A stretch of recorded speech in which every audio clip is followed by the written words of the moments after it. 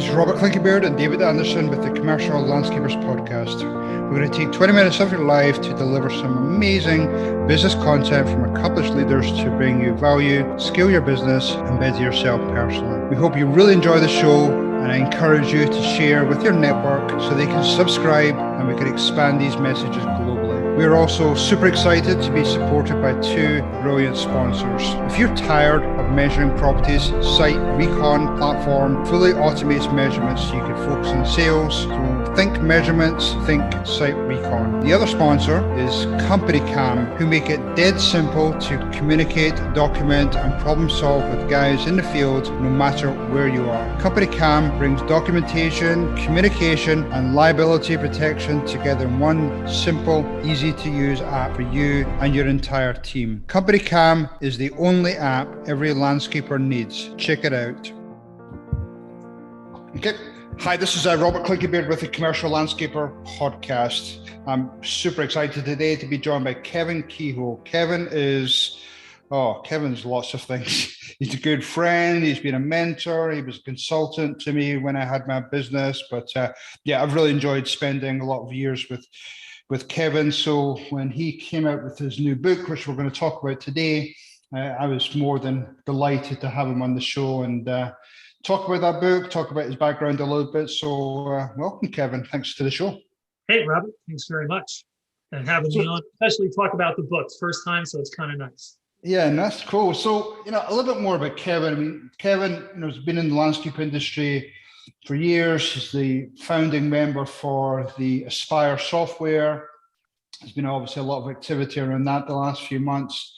But Kevin, just, for our listeners, you've got obviously quite a lengthy career and a lot of great history, especially in the green industry. So again, just for our new listeners, I'd love you to talk about your career. Certainly. Briefly, as you mentioned, you were a client of mine. So my niche, if you will, was the landscape industry, snow and ice management, construction. And I think I started about 1991 in that industry. And it was by mistake. I didn't even know the industry existed, quite frankly. And I came out of a consulting background with a company called Coopers & Lybrand. Back in the day, one of the big eight. And then ultimately, I went out on my own and decided to focus on the industry. I was a consultant until 2014 in the industry. I've probably consulted for 300 to 400 companies over the years in the industry in some way, shape, or form. Strategic planning, sales management, pricing, estimating, budgeting, selling companies. Before I actually started the Aspire software company back in 2014. And in 2014, we started that company. You know us well. You invested with us, and yep. That was a wonderful thing. Yep, everybody. For sure. That company did quite well. We sold it, half of it originally, to a company called Mainsail. And then just recently, if you followed the press, a company called Service Titan has bought up the rest of the company, and we are now a subsidiary of a company called Service Titan.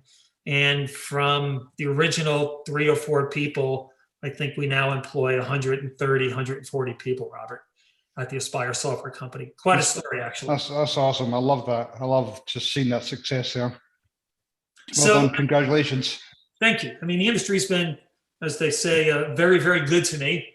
And, as I'm kind of getting into retirement a little bit here, I decided to sit down and write a book. I actually, years ago, had written something down on a piece of paper, and it was a bucket list, if you will, like build my own home. Never done it, still may. Build a company, did it. Write a book was in there. There are a number of things, right? And somehow 2 years ago, I picked this one up and decided to sort of dedicate myself, and ended up writing the book. And just the whole process of writing the book was eye-opening. The whole thing, the whole industry is like the rest of the world, run by Amazon these days. But it's a fascinating thing to go put a book together. So I really appreciate you having me on to talk about that a little bit. That's the book. If no one's I know. It's en route to the house. So I'm excited to read it. One hit wonder. It's called Real Life Adventures of an Average Guy and the Lessons He Learned Along the Way. So No, very cool. I mean, your story actually reminds me of mine, where again, it was on my bucket list. I had ticked off a bunch of other things on my bucket list, and the thought of even sitting down and spending that time writing a book was overwhelming. Especially, I had a large family, I still have a large family. So tell me about starting that initial pen to paper. I mean, what did that look like? I mean, obviously, I think all of us have been in lockdown for the last 2 years with COVID. Did that help to sort of prompt you? Was there something else that gave you that nudge? I don't think it prompted me. I've been battling cancer for 8 years, and it was there. And, I think what initiated it was a conversation at a dinner table one night when someone, after some story I told after a couple of glasses of wine, said, "You should write a book." And I thought, well, I've been thinking about that. And that kind of motivated me to sort of start the process of putting pen to paper. And I learned a lot through doing that. And, the first thing I learned was you just got to sit down and write. And as I wrote like the first draft, by the way, I've been through 5 drafts on this book. Okay, there's 5 drafts on this book, which means I hired editors, which was super important. And the first editor was fairly direct and said, "We'd like to hear less of your opinions and more of your stories." Okay. So yeah, they're pretty direct. It was very direct. And I took that to heart, and I actually threw out the first draft. I didn't throw it out, I rewrote it. Okay. And what I did was I put it into a story. I started telling stories. I put characters in the book, language, dialogue, all those kinds of things wrapped around the story. And so what is the story of the book? Without boring you, 2 things. The one-hit wonder. Like Paul McCartney wasn't the Walrus, I'm not the one-hit wonder. Okay? Explain that more. You know the old song, "I Am the Walrus." With I remember it well. Yeah. Right. I was in a meeting one time, and a song came on, and it's a song everyone would know, but I didn't recall the artist. So I said, "Who is that?" And someone mentioned the name, and they said, "Well, that's so-and-so. They're a real one-hit wonder." Mm. And at the moment I thought, that's interesting. So I asked him, "How many hits do you have?" And he thought I was pulling his leg. I go, "No, seriously, how many hits do you have?" Because I said, "I got none." I said, "I'd kill to be a one-hit wonder, to do something to write something all these years later that people would actually still like and think about, even if they forgot my name, for God's sakes, right? They'd know it was there, right? That's legacy." Mm-hmm. So that became the theme, that the one-hit wonder is really a person who is a kind of a quiet hero who goes to work every day, probably wrote other songs they liked better than the one that became the one hit. But you know what? They only had that one that made it. And I thought, that's a pretty good life. So the theme that goes through the book is that one-hit wonder, right? That kind of concept of that hero showing up, doing the right thing, doing the best you can. So the way I kind of explicate everything in the book is I have 37 chapters. There are 37 unique stories of someplace I've been, someplace I was, even one including the TSA, right? I had an TSA. In a chapter I labeled "Stupid, Stupid, Stupid," right? Okay.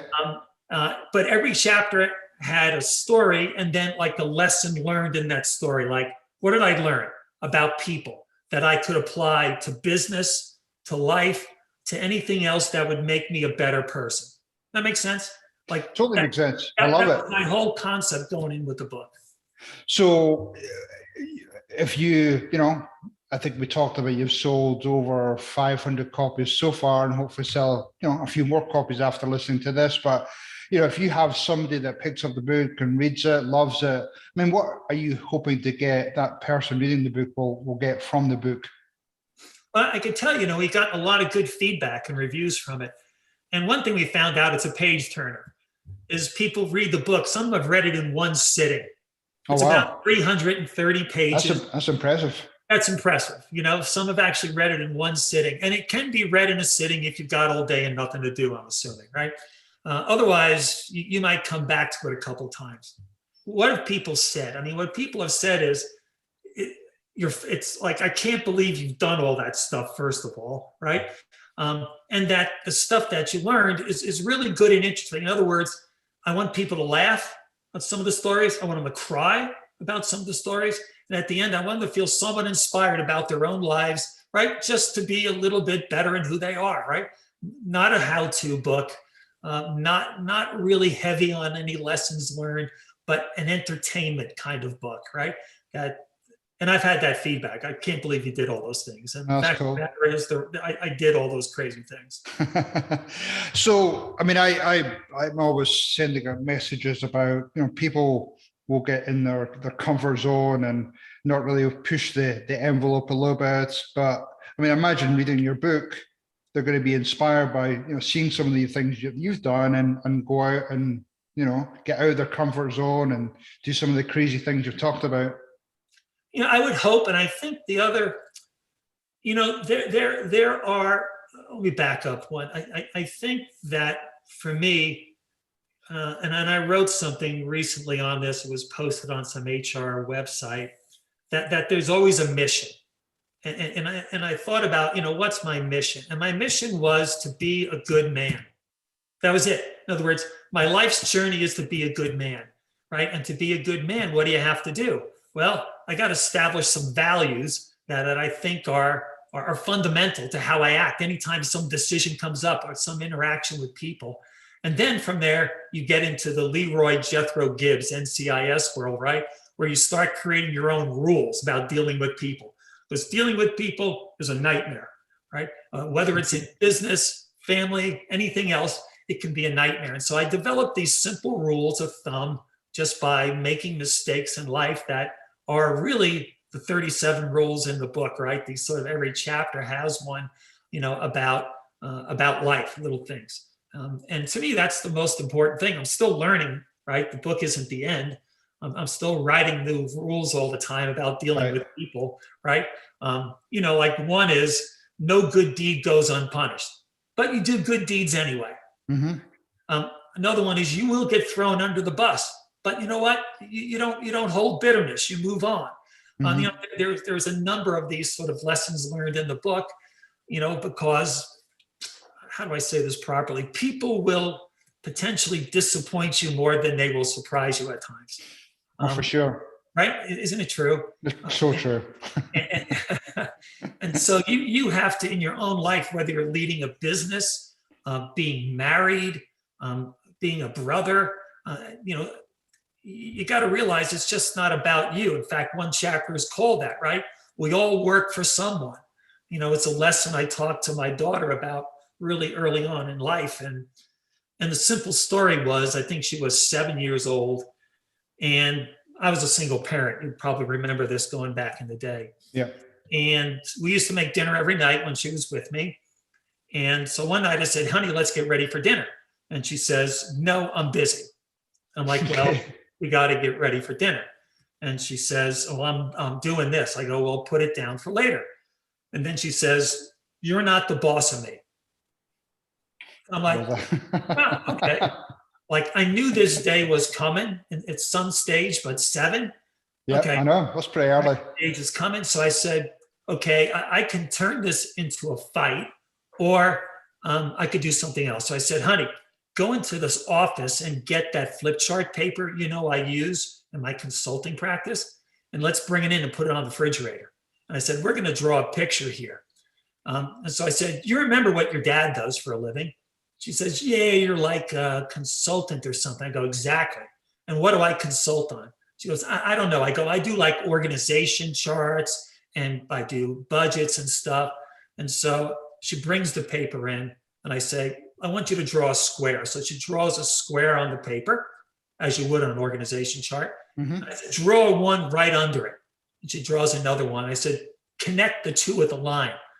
And she goes, this doesn't look like a family picture. I go, oh, it is. So in the top one, I take the marker and I write me. And the bottom one, I write you. And I say, honey, right now, technically, I am the boss of you according to the organization chart. I said, until sometime you pay for all this, right? I said, and it's your stuff, then you can put yourself in the top box. So let's love it. I love it. Great story.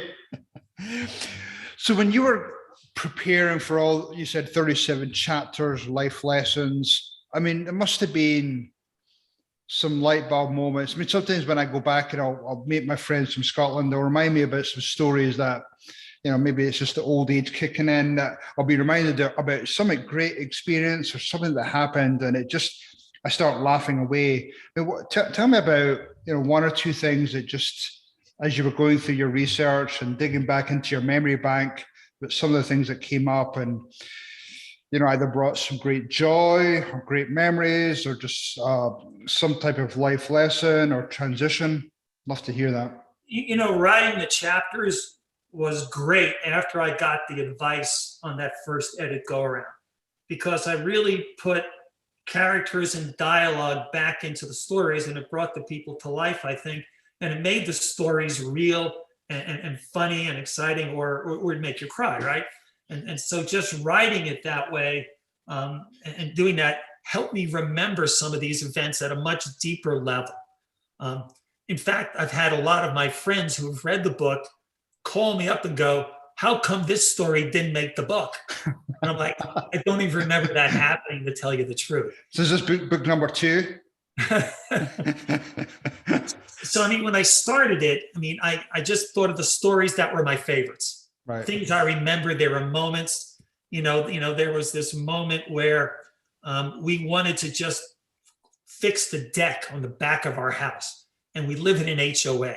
And anyone who's a landscape contractor knows HOAs, right? You do not want to deal with these people at the board level. Yeah. So I decided to go build the deck without asking for permission. And that started a 10-month battle between me and the board, right, of directors about changing out a simple deck. And in the end, we had to get approvals all the way down to the city level. And one of those approvals said we had to have a setback of like 3 feet, okay? From the edge of the property or something. And we went up there and measured it out, and it was only 2 feet. We were not in compliance. And so you have to know the basics of the story. Is my approach to life is I beg forgiveness. My wife is we follow the rules, okay? And so at that moment, I look at my wife and I say, what are we going to do? And she says, we're going to lie. I looked at her and I said, from the rule follower, she tells you got to lie. I said, first of all, I said, I think I fell in love all over again here, right? Number one. And number two, welcome to the dark side, right? And so this little white lie, we went right back down to the city, told them the white lie, they didn't check it, we built the deck, right? Nice. So, life is full of all these little scenarios, and that scenario was a story that she and I loved. We would tell it all the time. So a lot of the stories were things that came from involvement with other people, not just me alone, right? Right. Yeah. That's cool. And I mean, in general, have your family supported you? Have they? I'm sure, when you talk about your daughter there, I mean, that's really cool. I don't know if she's read the book. I have to get on her butt a little bit about her reading. Mine hasn't. Mine's 20 years old, and I keep putting a copy under her door, and yes, I know she hasn't read it. So, I hope she does. I mean, overall, I mean, the experience of putting a book together, for those who are thinking about it, I mean, it really is an interesting thing to do. Ultimately, I really had to sit down and dedicate over a period of probably, I'm going to say 7 months at the end, like 6 hours a day I wrote. Right. I just sat down, got in the office, and I wrote. And I said, I'm going to finish a chapter today. And so chapters sometimes would take 6-7 hours to write. And then I think I ultimately went through 3 to 4 more full-on drafts with an editor to clean it, to like it, to edit that thing down before we finally had a copy that my publisher, and that's a whole nother world, because today's world, everything gets published on Amazon. Oh yeah, for sure. Everything, right? That's where you do it. And you can hire a publisher and you'll pay them money and they will publish your book. They'll get you the PR people, the web people. So you're writing checks to get this done the entire time, right, as you're doing it. So it's a big investment, but I'm so happy I did it in the end, really. Yeah, I mean, you're right. I mean, I remember myself, a big investment, not only time, effort, money on your part. And, we talked just before we went live is that you're not necessarily making a ton of money off book sales, You won't. but, if you're able to get obviously some self-satisfaction to be able to tell your story, but also, friends, family, other people in the industry, but hopefully, again, through this podcast and through other avenues, you'll be able to um, be able to tell your story, whether it be in shows, whether it be on other podcasts. Absolutely. Yeah, absolutely. I mean, that's, once you write the book, I mean, Stephen King sells books. Tom Clancy sells books, right? They sell books. I think the average author in the Amazon world sells under 1,000 copies, and often quite a few less than that. Yeah. Because that's just the nature of the beast. So, and, without revealing too much, if I sell a copy at $22, the author gets $3, maybe $4 out of that. So do the math on, I sell 1,000 copies at $4, right? I mean, you're not retiring writing a book, right? You know this. But if it can turn into something where people read it and like it and enjoy it, and I have some fun getting on some podcasts like this, talking about the book, and people like it and are interested, you know what? That was worth all the effort. No, that's awesome. Yeah, well, best of luck with all of that. So tell me another. I want to just whet the appetites of our audience here, just so they can jump on Amazon after they listen to this and order that book, and maybe even reach out to you and get some more information or get you into their show. But give me. Yeah, and go to our website too, right? Yeah. You can publish our website. It's onehitwonder.site, right? You can go there and order the book, etc. So you want me to whet their appetite with a chapter here or something? Yeah, a chapter or just a really amazing story that nobody would know about you. I'll go back to the TSA real briefly, okay? Okay. And it's the chapter titled Stupid, Stupid, Stupid. So as you know, I used to travel quite a bit, often 40 weeks a year. I'd be on an airplane, right? So that means I'm going to Orange County Airport, where I lived, like every week, almost the same time every morning, right? And guess who I'm seeing the same time every morning on the same lines? Same TSA agents, right? Yep. So one morning, I come in there, I'm not in a very good mood, right? I'm almost not looking forward to the week in travel. It's snowing where I'm going, and I don't like snow. And so I go through the line, and they pull me out for the extra search thing. And I give that lady, the TSA lady, who we've seen each other, I give her the look like, really, we're going to do this today? And so she starts pulling things apart. And you know how they can get. Oh, yeah. So finally, I just said, you know what? This is stupid.